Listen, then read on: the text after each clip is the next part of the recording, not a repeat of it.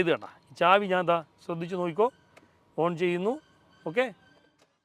Hi, ഞാൻ സബിൻ സലീം, വാഹനപ്രേമികളുടെ സ്വന്തം ചാനലായ കേരള മെക്കാനിക്കലേവർക്കും സ്വാഗതം. നമ്മളിന്ന് മെക്കാനിക്കൽ റിവ്യൂ ചെയ്യാൻ പോകുന്നത് ഈ ഒരു മുതലിനെയാണ്. അതെ, മഹേന്ദ്രയുടെ XUV 300 എന്ന് പറയുന്ന ഒരു വാഹനമാണ്. ഈ ഒരു വാഹനം ഡീസലാണ്. അപ്പോൾ നമുക്ക് ഈ ഒരു വണ്ടിയുടെ വിശേഷങ്ങളിലേക്ക് ഒന്ന് കിടക്കാം. മഹേന്ദ്രയുടെ ഭാഗത്ത് നിന്നിട്ട് 5 സീറ്റർ വാഹനങ്ങൾ വളരെയധികം കുറവാണ് അല്ലേ. അപ്പം ഇത് ഒരു 5 സീറ്റർ വാഹനമാണ്, ഒരു ക്രോസ് ഓവർ SUV എന്ന് വേണമെങ്കിൽ ഈ ഒരു വാഹനത്തിന് നമുക്ക് പറയാം. അപ്പോൾ ഈ ഒരു വാഹനത്തിനെ സംബന്ധിച്ച് വളരെ ശക്തമായ ബോഡിയുള്ള, അതായത് അത്യാവശ്യം സ്ട്രോങ് ആയിട്ടുള്ള ബോഡിയുള്ള ഒരു വാഹനമാണ്. ഈ ഒരു വണ്ടിയിൽ 5 പേർക്ക് വളരെയധികം സുഖകരമായ രീതിയിൽ യാത്ര ചെയ്യാൻ കഴിയും. ഈ ഒരു 300 ബോഡി ഷേപ്പൊക്കെ കണ്ടോ, ഭയങ്കര ഭംഗിയാണ് അല്ലേ വണ്ടി മൊത്തത്തിൽ കാണാനായിട്ട്. മഹേന്ദ്രയിൽ നിന്നും ഒരു 5 സീറ്റർ വാഹനം വളരെയധികം കുറവാണ്. ജനപ്രീതി നേടിയ വാഹനങ്ങൾ വളരെയധികം കുറവാണ് 5 സീറ്റർ വാഹനങ്ങൾ. ഇതിൻ്റെ ബോഡി ഭാഗത്തോട്ടൊക്കെ വരുമ്പോഴത്തേക്ക് അത്യാവശ്യം നല്ല ക്വാളിറ്റിയാണ് കേട്ടോ. ഒരു തട്ടുമുട്ടൊക്കെ വന്നാൽ അത്യാവശ്യം പിടിച്ചിരിക്കാൻ പറ്റുന്ന രീതിയിലാണ്. ഇതിൻ്റെ ഫെന്നറിൻ്റെ ഭാഗത്തോട്ട് കാണിക്കണ്ട, വണ്ടി മൊത്തം ആടിയാണ്. അത്യാവശ്യം നല്ല രീതിയിൽ ബോഡി ക്വാളിറ്റി ഉള്ളൊരു വാഹനം തന്നെയാണ്. ഇതിൻ്റെ ഡിക്കിയുടെ ഭാഗത്തോട്ട് വരുമ്പോഴത്തേക്ക് ഡിക്കിയുടെ ഭാഗം രസമാണ് കേട്ടോ.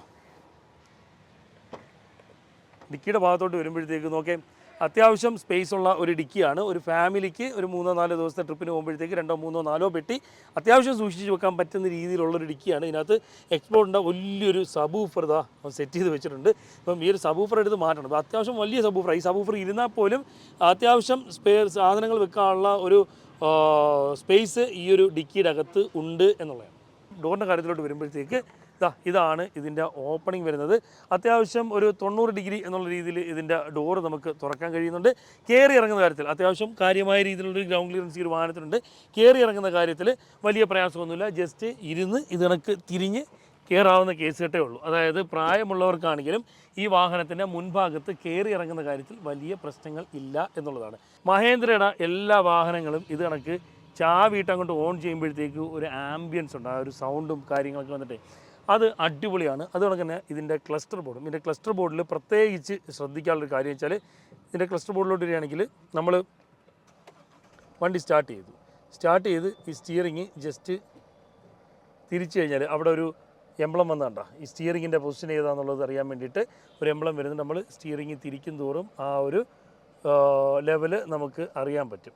LH RH കണ്ടോ, ആ ഒരു ലെവല് നമുക്കറിയാൻ പറ്റും. ഇത് വളരെയധികം ഉപയോഗപ്പെടുന്നൊരു സംഭവമാണ് കേട്ടോ. വേറെ ഒന്നും കൊണ്ടല്ല, നമ്മളൊരു വണ്ടി എവിടെയും കൊണ്ടുപോയി പാർക്ക് ചെയ്ത് കഴിഞ്ഞിട്ട് നമ്മൾ ടയർ ഏത് പൊസിഷനിലാണെന്നുള്ളത് തല ഇട്ട് നോക്കേണ്ട സാഹചര്യമില്ല. TUV 300 അത് കണക്ക് മറ്റ് പല മഹീന്ദ്ര വാഹനങ്ങളിലും പറഞ്ഞ കണക്ക് പുഷ് സ്റ്റാർട്ട് പോലൊരു സംഭവമുണ്ട്. അടുത്തിട്ടുള്ള ഇത് കണ്ട ചാവി ഞാൻ ശ്രദ്ധിച്ച് നോക്കിക്കോ, ഓൺ ചെയ്യുന്നു. ഓക്കെ, സ്റ്റാർട്ടായി. നമ്മളെ പുഷ് സ്റ്റാർട്ട് പോലെ ചുമ്മാ ഇങ്ങനെ ബട്ടൺ ഞെക്കി വിടത്തില്ലേ, അതുപോലെ തന്നെ ചാവി ഇടുക, വെറുതെ ജസ്റ്റ് അങ്ങോട്ട് പിടിക്കുക, വണ്ടി സ്റ്റാർട്ടായി. അടിച്ച് പിടിച്ച് വെച്ചേക്കേണ്ട ആവശ്യം ഇല്ല എന്നുള്ളതാണ്. ഈ ഒരു വാഹനത്തിൻ്റെ ഡ്രൈവർ സീറ്റിൽ ഇരിക്കുമ്പോഴത്തേക്ക് എൻ്റെ ഒരു കണ്ടീഷനിലുള്ള ഒരാൾക്ക് ലെഗ് റൂം അത്യാവശ്യം നല്ല രീതിയിൽ കിട്ടുന്നുണ്ട്. ഹെഡ് റൂം നല്ല ഭയങ്കര മാരകമായ ഹെഡ് റൂമും ഈ ഒരു വാഹനത്തിൽ നമുക്ക് ലഭിക്കുന്നുണ്ട്. അതുകൊണ്ട് തന്നെ വണ്ടിയുടെ സ്റ്റിയറിംഗ് പൊസിഷൻ ആണെങ്കിലും വണ്ടി വിൻഡ്ഷീൽഡിൻ്റെ ഒരു ഭാഗമാണെങ്കിലും ഒക്കെ അത്യാവശ്യം നല്ല രീതിയിൽ വിസിബിലിറ്റി കിട്ടുന്ന രീതിയിൽ തന്നെയാണ്. അത്യാവശ്യം നല്ല രീതിയിൽ നമുക്ക് കംഫർട്ടായിട്ട് ഇരുന്ന് യാത്ര ചെയ്യാൻ പറ്റുന്ന, അല്ലെങ്കിൽ ഡ്രൈവ് ചെയ്യാൻ പറ്റുന്നൊരു കണ്ടീഷനിൽ തന്നെയാണ് ഒരു വാഹനം. നമ്മളൊരു കോ ഡ്രൈവർ സീറ്റിൻ്റെ ഭാഗത്തോട്ട് വരുമ്പോഴത്തേക്കും ഞാൻ നേരത്തെ പറഞ്ഞ പോലെ തന്നെ ഒരാൾക്ക് ജസ്റ്റ് ഇത് കണക്ക് ഇരുന്ന് തിരിഞ്ഞിങ്ങനെ കയറാം. അപ്പം അത്യാവശ്യം പൊക്കോൾഡറാക്ക് മാത്രമേ ഇതിങ്ങനെ തിരിഞ്ഞ് കയറാൻ പറ്റുള്ളൂ. മറ്റൊന്നും കൊണ്ടല്ല, അതിന് വണ്ടിക്ക് അത്യാവശ്യം ഇത്തിരി ഹൈറ്റ് കൂടുതലുണ്ട് എന്നുള്ളതുകൊണ്ടാണ്. അപ്പോൾ പ്രായമുള്ളവർക്കാണെങ്കിലും വലിയ ബുദ്ധിമുട്ടില്ലാതെ കയറി ഇറങ്ങുന്ന കാര്യത്തിൽ മുൻഭാഗത്ത് വലിയ പ്രശ്നം ഇല്ല. അത്യാവശ്യം നല്ല എൻട്രൻസ് ആണ് ഈ ഒരു വാഹനത്തിൻ്റെ മുൻഭാഗത്ത് കമ്പനി നൽകിയേക്കുന്നത്. കോ ഡ്രൈവർ സീറ്റിൻ്റെ ഭാഗത്തോട്ട് വരുമ്പോഴത്തേക്ക് എൻ്റെ ഒരു കംഫർട്ട് പൊസിഷനിലാണ് ഞാൻ ഒരു സീറ്റ് ഇട്ടേക്കുന്നത്. അത്യാവശ്യം ഇത്തിരി പുറകോട്ടൊക്കെയാണ് ഇട്ടേക്കുന്നത് കേട്ടോ. അത്യാവശ്യം നല്ല രീതിയിലുള്ള, വളരെ നല്ല രീതിയിലുള്ള ഹെഡ് റൂം ഈ ഒരു വാഹനത്തിൽ കമ്പനി നൽകിയിട്ടുണ്ട്. അതുപോലെ തന്നെ നല്ലൊരു ലെഗ് റൂമും കിട്ടിയിട്ടുണ്ട്. അതുപോലെ ഇതിൻ്റെ ഗ്ലോ ബോക്സിൻ്റെ കാര്യത്തിലോട്ട് ആണെങ്കിൽ വലിയ ഗ്ലോ ബോക്സ് കേട്ടോ. ഇത്രയും എൻ്റെ ഇത്രയും ഉള്ളിലോട്ട് കയറിപ്പോകുന്ന രീതിയിൽ വലിയൊരു ഗ്ലോ ബോക്സാണ് കൊടുത്തിരിക്കുന്നത്. പേപ്പറും കാര്യങ്ങളും അത്യാവശ്യമുള്ള സാധനങ്ങളൊക്കെ സൂക്ഷിക്കാൻ പറ്റുന്ന രീതിയിൽ തന്നെയാണ് ഇതിൻ്റെ ഗ്ലോ ബോക്സും കാര്യങ്ങളൊക്കെ വരുന്നത്. പിന്നെ ഇതിൻ്റെ ഡാഷ്ബോർഡ് മറ്റ് ഭാഗങ്ങളിലോട്ടൊക്കെ വരികയാണെങ്കിൽ വലിയ ആഡംബരമൊന്നുമില്ലാതെ അത്യാവശ്യമുള്ള കാര്യങ്ങൾ മാത്രം നിലനിർത്തിക്കൊണ്ടുള്ള രീതിയിലാണ് ഇതിൻ്റെ ഡാഷ്ബോർഡും മറ്റ് ഭാഗങ്ങളൊക്കെ വന്നേക്കുന്നത്. നമുക്ക് ഈ ഒരു 300 അതായത് XUV 300 ഓണറിനെ ഇത് പരിചയപ്പെടാം. സൽമാനെ ഓടി വാ. സൽമാൻ, ഇദ്ദേഹമാണ് ഈ ഒരു വാഹനത്തിൻ്റെ ഓണർ. സൽമാനെ, വണ്ടി ഇപ്പം ഒരു 50,000 കിലോമീറ്റർ അടുപ്പിച്ചായിട്ടുണ്ട്. ഇതെടുക്കാൻ കാരണം ഇതിൻ്റെ വേറെ കോമ്പറ്റീറ്റർ ആയിട്ടുള്ള വണ്ടികളെക്കാട്ടിയും പവർ ഇച്ചിരി കൂടുതലുള്ളതുകൊണ്ടാണ് ഇതിലോട്ട് വന്നത്. ഇത്രയും നാൾ ഉപയോഗിച്ചിട്ട് വേറെ ഇഷ്യൂ ആയിട്ടൊന്നും തോന്നിയിട്ടില്ല. ഇപ്പം കുറച്ച് ഷോക്കിൻ്റെ അങ്ങനത്തെ ഒരു കംപ്ലൈൻ്റ് ആയിട്ടേ ഉള്ളൂ, വേറെ ഒന്നും ഇതുവരെയായിട്ട് കുഴപ്പമില്ല. ഇതിനിപ്പം ഏകദേശമായില്ല, നോർമലി നമ്മളിവിടെയൊക്കെ ഒരു 15-16, ഹൈവേയിലിട്ടൊക്കെ പോകുമ്പം ഒരു 20 അടുപ്പിച്ച് കിട്ടുന്നുണ്ട്. പിന്നെ പറയാനുള്ളവരെന്ന് വെച്ചാൽ ഈ വണ്ടി കൃത്യമായി ഡീസൽ അടിച്ച് മെയിൻറ്റെയിൻ ചെയ്ത് കൊണ്ട് നടക്കണം, വഴിയിലാവുന്ന ഒരവസ്ഥ ഉണ്ടാവരുത്. ഏകദേശം എൻ്റെതാ ഇത്രയും ഹൈറ്റ് ഈ ഒരു വാഹനത്തിന് ഉണ്ട്. അത്യാവശ്യം ഹൈറ്റുള്ളൊരു വാഹനമാണ്. ഇനി പിൻഭാഗത്തേക്ക് നമുക്കൊന്ന് കയറി നോക്കാം എങ്ങനെയാണ് എന്നുള്ളത്. പിൻഭാഗത്തോട്ട് വരുമ്പോഴത്തേക്ക് ഡോറ് കാഴ്ചയിൽ വലുതാണെങ്കിലും എൻട്രൻസ് അത്യാവശ്യം ചെറുതാണ്. ഇപ്പോൾ ഈ ഒരു ഭാഗത്ത് ഇപ്പം ഡോറിൻ്റെ ഭാഗത്തോട്ടൊക്കെ ഡോറ് നോക്കുമ്പം വലിയ ഡോറാണ്, എൻട്രൻസ് അത്യാവശ്യം ചെറുതാണ്. പിൻഭാഗത്തേക്ക് പ്രായമുള്ളവർക്ക് കയറി ഇറങ്ങുന്ന കാര്യം ഇത്തിരി ബുദ്ധിമുട്ടായിരിക്കും. ഇങ്ങനെയാണ് ഇതിൻ്റെ ഒരു എൻട്രൻസ് വരുന്നത്, ചെറിയൊരു എൻട്രൻസ് ആണ് വരുന്നത്. അതുപോലെ തന്നെ പിൻഭാഗത്തേക്ക് വരുമ്പോൾ ഞാൻ ഇത്തിരി പുറകോട്ടിട്ടേക്കാണ്, എന്നാലും അത്യാവശ്യം മാന്യമായൊരു ലെഗ് റൂമും നല്ല അത്യാവശ്യം കുഴപ്പമില്ലാത്ത ഒരു ഹെഡ് റൂമും ഈ ഒരു വാഹനത്തിൽ കമ്പനി നൽകിയിട്ടുണ്ട്. അതുപോലെ തന്നെ ഇതിന് സെൻട്രൽ ടണലുണ്ട്. കണ്ട ഇത്രയും പൊക്കം മാത്രമുള്ളൊരു ചെറിയ സെൻട്രൽ ടണലാണ് കൊടുത്തേക്കുന്നത്. അത്ര കണ്ട് ഭയങ്കര വലിയ ഒരു സെൻട്രൽ ടണലല്ല. അതുകൊണ്ട് തന്നെ സെൻട്രൽ ഭാഗത്തിരിക്കുന്നവർക്ക് വലിയ ബുദ്ധിമുട്ടില്ലാതെ കംഫർട്ടായിട്ട് ഇരിക്കാൻ കഴിയും എന്നുള്ളതാണ്. ഇതിൻ്റെ ഡ്രൈവർ സീറ്റിൻ്റെ ബാക്കിലോട്ട് ഞാനിപ്പം എൻ്റെ ഒരു പൊസിഷനിലാണ് ഡ്രൈവർ സീറ്റ് ഇട്ടേക്കുന്നത്. പിൻഭാഗത്തോട്ട് വരുമ്പോഴത്തേക്ക് ഇതാ ഇത്തിരി മുമ്പോട്ടിട്ടേക്കാണ്. നിങ്ങൾക്ക് നോക്കിയാണെങ്കിൽ അറിയാൻ പറ്റും, ഈ ഒരു കോ ഡ്രൈവർ സീറ്റിൻ്റെ ഭാഗത്തിനേക്കാൾ കൂടുതൽ കുറച്ചും കൂടെ മുമ്പോട്ടാണ് ഇട്ടേക്കുന്നത്. എനിക്ക് അത്യാവശ്യം നല്ല രീതിയിലുള്ള ലെഗ് റൂം ഈ ഒരു ഭാഗത്ത് എനിക്ക് ലഭിക്കുന്നുണ്ട്. അത് കണക്ക് തന്നെ മാന്യമായൊരു ഹെഡ് റൂമും ലഭിക്കുന്നുണ്ട്. 3 പേർക്ക് സുഖകരമായ രീതിയിൽ പിൻഭാഗത്തിരിക്കാൻ പറ്റും. അത്യാവശ്യം ലോങ് ട്രിപ്പും കാര്യങ്ങളൊക്കെ സ്ഥിരമായിട്ടുള്ള ഒരു ഫാമിലിക്ക് പറ്റുന്നൊരു വാഹനമാണെന്ന് ഉറപ്പായിട്ടും ഈ ഒരു വാഹനത്തിന് നമുക്ക് വിശേഷിപ്പിക്കാൻ പറ്റും. ഇനി ഈ ഒരു വണ്ടിയുടെ എൻജിൻ സൈഡിലോട്ട് നമുക്കൊന്ന് കിടക്കാം. അപ്പം ഇതാണ് ഇതിൻ്റെ എൻജിൻ വരുന്നത്. അതാണ്ട് ഈ കാണുന്നതാണ് ഈ ഒരു വാഹനത്തിൻ്റെ എൻജിൻ വരുന്നത്. 1498 ക്യൂബിക് കപ്പാസിറ്റി വരുന്ന ഒരു 4 സിലിണ്ടർ ഇൻലൈൻ ലിക്വിഡ് കൂൾഡ് എഞ്ചിനാണ് നിങ്ങൾ ഈ കാണുന്നത്. 115 bhpയും 300 Nm ടോർക്കും വരുന്ന ഒരു എഞ്ചിനാണ്. ഈ ഒരു എഞ്ചിൻ നിങ്ങൾ പല വാഹനങ്ങളിലും കണ്ടിട്ടുണ്ടായിരിക്കും. നേരെ ഈ ഒരു ഭാഗത്തോട്ട് നോക്കിയാണെങ്കിൽ, ഈ ഒരു കവറും ഈ ഒരു ഭാഗത്തോട്ടൊക്കെ നോക്കിയാണെങ്കിൽ നമ്മളെ മറാസോയിലായിക്കോട്ടെ, താർ 4x2 അത്തരം വാഹനങ്ങളിലൊക്കെ വരുന്ന ആ ഒരു സെയിം 1500 ക്യൂബിക് കപ്പാസിറ്റി വരുന്ന ഒരു 4 cylinder inline liquid cooled engine തന്നെയാണ് നിങ്ങൾ ഈ കാണുന്നത്. ഈ വാഹനം ഒരു CRDI എഞ്ചിനാണ്.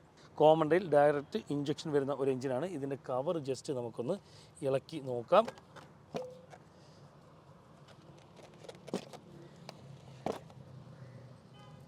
ദാണ്ടേ ഈ കാണുന്നതാണ് നമ്മളുടെ വാഹനത്തിൻ്റെ എഞ്ചിൻ.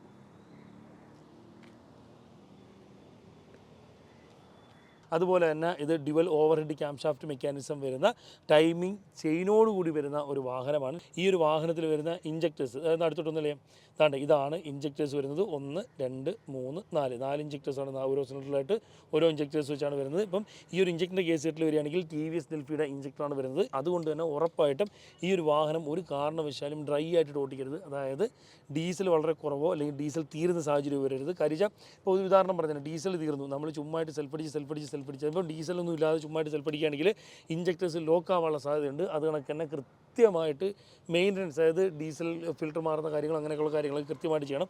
കാര്യം TVS ഡെൽഫിയുടെ ഇഞ്ചക്ടേഴ്സ് വരുന്ന അല്ലെങ്കിൽ ഡെൽഫിയുടെ CRD സിസ്റ്റം വരുന്ന ഏതൊരു വാഹനത്തിൻ്റെ ആണെങ്കിലും അല്പം കെയർ അധികം ആ ഒരു ഭാഗത്തേക്ക് കൊടുത്തേ പറ്റൂ എന്നുള്ളത് കൊണ്ട് തന്നെ ഇത്തരം ഭാഗങ്ങൾ നിങ്ങളുടെ വാഹനത്തിൽ അല്ലെങ്കിൽ നിങ്ങൾ എടുക്കാൻ ഉദ്ദേശിക്കുന്ന വാഹനത്തിൽ തീർച്ചയായിട്ടും ഡീസൽ പ്രോപ്പറായിട്ട് മെയിൻറ്റെയിൻ ചെയ്ത് തന്നെ ഉപയോഗിക്കണം. കൃത്യമായിട്ട് ഡീസൽ ഫിൽറ്റർ ചേഞ്ച് ചെയ്യണം. ഇപ്പോൾ എന്തെങ്കിലും കാരണവശാൽ എയർ കയറുന്ന ഒരു സാഹചര്യം വന്നാൽ ഒന്നുകിൽ വർക്ക്ഷോപ്പിൽ നിന്ന് ആരെങ്കിലും വിളിച്ച് ചെയ്യുകയോ അല്ലെങ്കിൽ ഡീസൽ പ്രോപ്പറായിട്ട് അടിച്ചതിന് ശേഷം സെൽഫടിക്കുകയോ ചെയ്യുക. ഇല്ല ചുമ്മായിട്ട് അപ്പുറം വരെ പോകാമെന്ന് പറഞ്ഞിട്ട് അടിക്കുകയാണെങ്കിൽ ഇഞ്ചക്ട് ലോക്കാവും. പിന്നെ ഇത് മാനുവലി ഇളക്കിയേ അൺലോക്ക് ചെയ്യാൻ പറ്റുള്ളൂ. ഇത് ഇളക്കുമ്പോഴൊരു കേസ് എന്ന് പറഞ്ഞാൽ പൊതുവേ ഇഞ്ചക്ടേഴ്സൊക്കെ ജാം ആണെങ്കിൽ ഒരു പക്ഷേ അത് റീപ്ലേസ് വരെ ചെയ്യേണ്ട സാഹചര്യം വരും. ഒരു പക്ഷേ നമ്മൾ ഡീസൽ പ്രോപ്പറായിട്ട് അടിക്കാതെ ഡീസൽ തീർന്ന് ചുമ്മായിട്ട് സെൽഫടിച്ച് ലോക്കാക്കി കഴിഞ്ഞാൽ ഇപ്പം നമ്മൾ ഡീസൽ അടിച്ചാലും പിന്നെ കാര്യമില്ല, വണ്ടി സ്റ്റാർട്ടാവാതിരിക്കാനോ മിസ്സിങ് വരാനോ സാധ്യതയുണ്ട്. നല്ല രീതിയിൽ സാമ്പത്തിക ചിലവ് വരും. അതുകൊണ്ട് തന്നെ ഡീസൽ കൃത്യമായി മെയിൻറ്റെയിൻ ചെയ്ത് കൊണ്ടു നടക്കുക.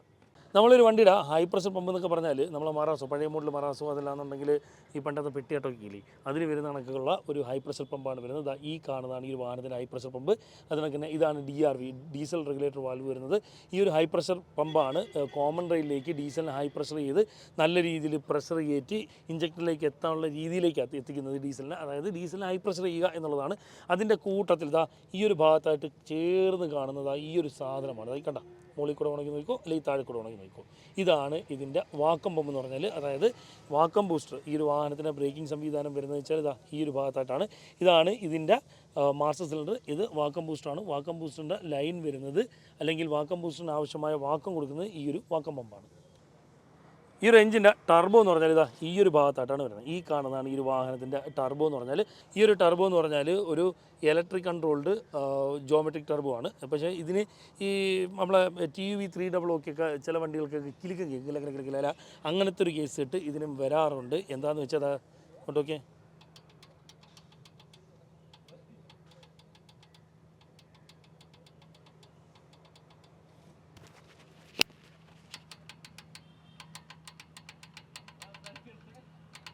പഴക്കം വരുംതോറും ആ ഒരു ഷാഫ്റ്റിൻ്റെ ഭാഗത്ത് നിന്നിട്ട് ഈ പറഞ്ഞ പോലെയുള്ള ശബ്ദം വരാറുണ്ട്. കല ശബ്ദം വരാറുണ്ട്. സ്റ്റാർട്ട് ചെയ്തിട്ടേക്കാൻ നേരത്ത് അതിങ്ങനെ കിടന്ന് കിലി ശബ്ദം ഉണ്ടാക്കുന്ന കേസ് ഇട്ടൊക്കെ കണ്ടുവരാറുണ്ട് ഈ ഒരു വാഹനത്തിൽ. അത് പഴക്കം വരുന്നതിൻ്റെ കേസ് ഇട്ടാണ് കേട്ടോ. ഒറ്റയടിക്ക് നിങ്ങൾ എടുക്കുന്ന വണ്ടിക്ക് വരും എന്നുള്ളതൊന്നുമല്ല.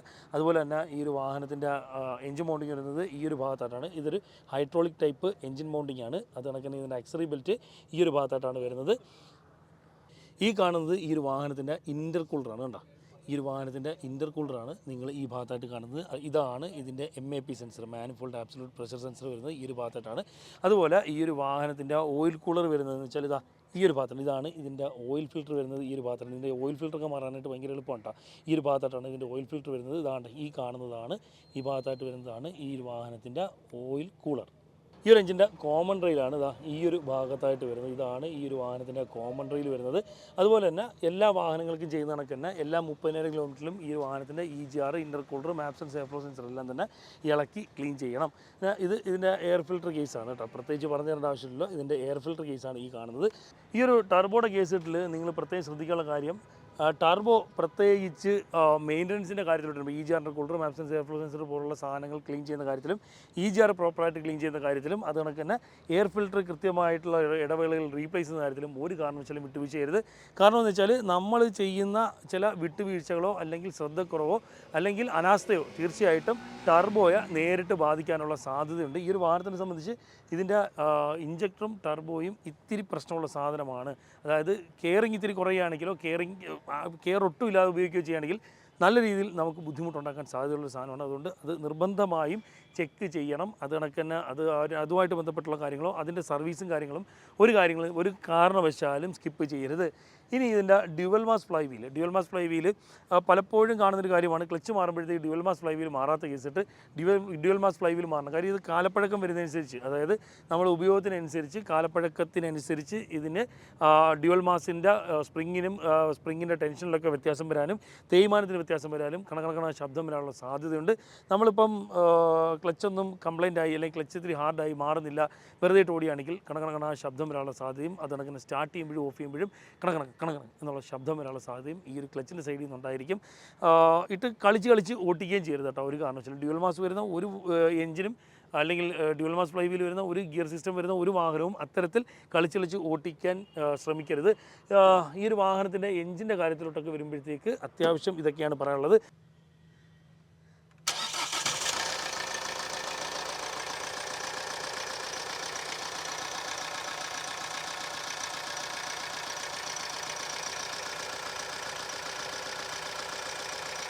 അപ്പോൾ സൽമാൻ പറഞ്ഞ കണക്ക് വണ്ടി കൃത്യമായിട്ട് ഡീസൽ മെയിൻറ്റെയിൻ ചെയ്ത് കൊണ്ട് നടക്കുക. കാര്യം ഇതിൽ വരുന്ന ഡെൽഫിയുടെ ഇഞ്ചക്ടേഴ്സും ഡെൽഫിയുടെ CRD സ്റ്റോമാണ്. പിന്നെ ഇതിൻ്റെ സസ്പെൻഷൻ്റെ ഭാഗത്തോട്ട് വരാം. സസ്പെൻഷൻ്റെ ഭാഗത്തോട്ട് വരുമ്പോൾ പ്രത്യേകിച്ച് നിങ്ങളോട് പറയാനുള്ള കാര്യം വെച്ചാൽ സസ്പെൻഷൻ സ്റ്റിഫാണോ എന്ന് വെച്ചാൽ സ്റ്റിഫുമാണ്, സ്റ്റിഫല്ലേ എന്ന് വെച്ചാൽ സ്റ്റിഫും അല്ല. ഇതിൻ്റെ രണ്ടിനിടയിൽ നിൽക്കുന്ന രീതിയിലാണ് ഇതിൻ്റെ സസ്പെൻഷൻ്റെ ഭാഗം വരുന്നത്.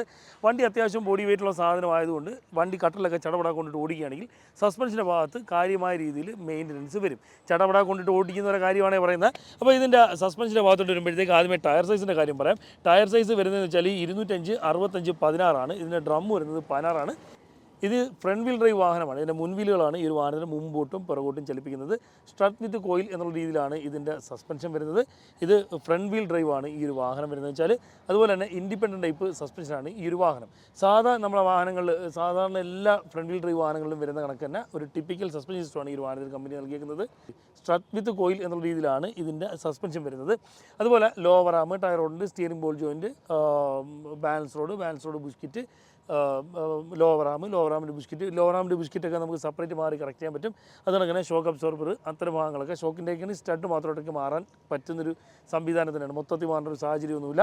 ഈ ഒരു വാഹനത്തിൻ്റെ സർവീസ് അല്ലെങ്കിൽ മെയിൻ്റനൻസിൻ്റെ കാര്യത്തിലോട്ട് വരികയാണെങ്കിൽ സ്പെയർ പാർട്സിന് കുറച്ച് കോസ്റ്റ് കൂടുതലായിരിക്കും എന്നുള്ളതാണ്. ബ്രേക്കിൻ്റെ കാര്യത്തിലോട്ട് വരികയാണെങ്കിൽ മുൻഭാഗത്ത് വരുന്നത് വെച്ചാൽ വെന്റിലേറ്റർ ടൈപ്പ് ഡിസ്ക് ബ്രേക്കും പിൻഭാഗത്തോട്ട് വരുന്നത് സാധാ ടൈപ്പ് ഡിസ്ക് ബ്രേക്കുമാണ്. 4 വീലും ഡിസ്ക് ബ്രേക്ക് തന്നെയാണ് വരുന്നത്.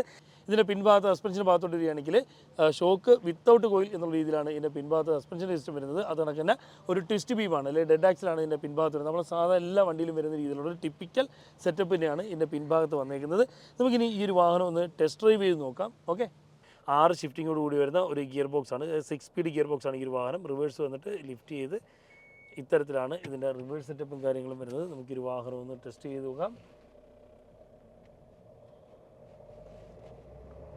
അപ്പോൾ നമ്മൾ ഈ ഒരു വാഹനത്തിൻ്റെ കാര്യത്തിൽ വരികയാണെങ്കിൽ കാല് കൊടുത്താൽ നല്ല രീതിയിൽ കയറിപ്പോകും കേട്ടോ ഈ ഒരു സാധനം.